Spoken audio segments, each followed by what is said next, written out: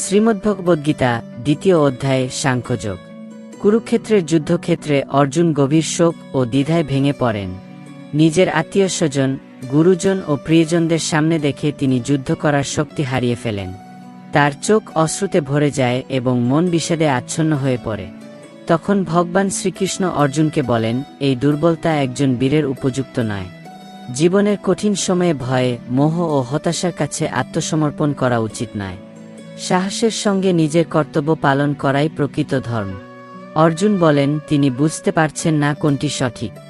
গুরুজনদের হত্যা করে রাজ্য লাভের চেয়ে ভিক্ষা করে জীবনযাপন করাও তার কাছে শ্রেয় মনে হচ্ছে। তাই তিনি শ্রীকৃষ্ণের শরণাপন্ন হয়ে সঠিক পথ দেখানোর প্রার্থনা করেন। শ্রীকৃষ্ণ তখন আত্মার প্রকৃত স্বরূপ ব্যাখ্যা করেন।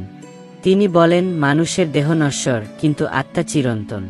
আত্মার জন্ম নেই, মৃত্যু নেই। অস্ত্র তাকে কাটতে পারে না, আগুন পোড়াতে পারে না, জল ভেজাতে পারে না এবং বায়ু শুকাতে পারে না। মানুষ যেমন পুরনো পোশাক ত্যাগ করে নতুন পোশাক পরে, তেমনি আত্মা এক দেহ ত্যাগ করে অন্য দেহ ধারণ করে। তাই মৃত্যু নিয়ে অতিরিক্ত শোক করার কোনো কারণ নেই। জন্ম হলে মৃত্যু অবশ্যম্ভাবী, আর মৃত্যুর পরে আবার নতুন জন্ম আসে। এটি সৃষ্টির স্বাভাবিক নিয়ম। এরপর শ্রীকৃষ্ণ অর্জুনকে তার ক্ষত্রিয় ধর্মের কথা স্মরণ করিয়ে দেন। অন্যায়ের বিরুদ্ধে যুদ্ধ করা তার কর্তব্য। ধর্ম রক্ষার জন্য যুদ্ধ করলে পাপ হয় না। জয় হলে রাজ্য লাভ হবে, আর বীরের মৃত্যু হলে স্বর্গপ্রাপ্তি হবে। তাই ফলের ভয় বা লাভের আশা না করে কর্তব্য পালন করা উচিত। এরপর তিনি কর্মযোগের শিক্ষা দেন। মানুষের অধিকার শুধু নিজের কর্ম করার মধ্যে সীমাবদ্ধ। কর্মের ফল মানুষের নিয়ন্ত্রণে নয়। তাই ফলের প্রতি আসক্ত না হয়ে নিষ্ঠার সঙ্গে নিজের দায়িত্ব পালন করাই প্রকৃত যোগ। সফলতা ও ব্যর্থতাকে সমানভাবে গ্রহণ করাই সমত্ব বুদ্ধি। শ্রীকৃষ্ণ আরও বলেন, যখন মানুষ কামনাবাসনা ও স্বার্থপর ইচ্ছার দ্বারা পরিচালিত হয়, তখন তার মন অস্থির হয়ে পড়ে। বিষয়ের প্রতি আসক্তি থেকে কামনা জন্মায়, কামনা পূরণ না হলে ক্রোধ আসে, ক্রোধ থেকে বিভ্রান্তি, বিভ্রান্তি থেকে স্মৃতিভ্রংশ, স্মৃতিভ্রংশ থেকে বুদ্ধিনাশ এবং শেষ পর্যন্ত মানুষের পতন ঘটে।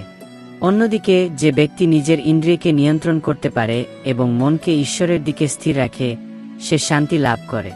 বাইরের সুখ দুঃখ, লাভক্ষতি বা প্রশংসানিন্দা তাকে বিচলিত করতে পারে না। অধ্যায়ের শেষে শ্রীকৃষ্ণ স্থিতপ্রজ্ঞ মানুষের লক্ষণ ব্যাখ্যা করেন। স্থিতপ্রজ্ঞ ব্যক্তি সকল কামনা ত্যাগ করে আত্মাতেই সন্তুষ্ট থাকেন। সুখে অহংকার করেন না, দুঃখে ভেঙে পড়েন না। রাগ, ভয় ও ক্রোধ থেকে মুক্ত থাকেন। ইন্দ্রিয়কে সংযত রাখেন এবং মন সর্বদা শান্ত থাকে। তিনি পৃথিবীর নানা প্রলোভনের মধ্যেও অবিচল থাকেন। এমন ব্যক্তি সমুদ্রের মতো। অসংখ্য নদীর জল সমুদ্রে মিশলেও সমুদ্র যেমন সীমা অতিক্রম করে না, তেমনি অসংখ্য ইচ্ছা ও বিষয় সামনে এলেও তিনি অস্থির হন না।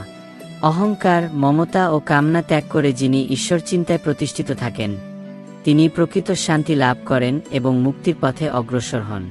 এইভাবেই দ্বিতীয় অধ্যায়ে শ্রীকৃষ্ণ অর্জুনকে আত্মার অমরত্ব, কর্তব্য পালন, নিষ্কাম কর্ম, সমত্ব বুদ্ধি এবং স্থিতপ্রজ্ঞ জীবনের শিক্ষা দিয়ে তাকে পুনরায় ধর্মের পথে দৃঢ়ভাবে দাঁড়ানোর জন্য প্রস্তুত করেন।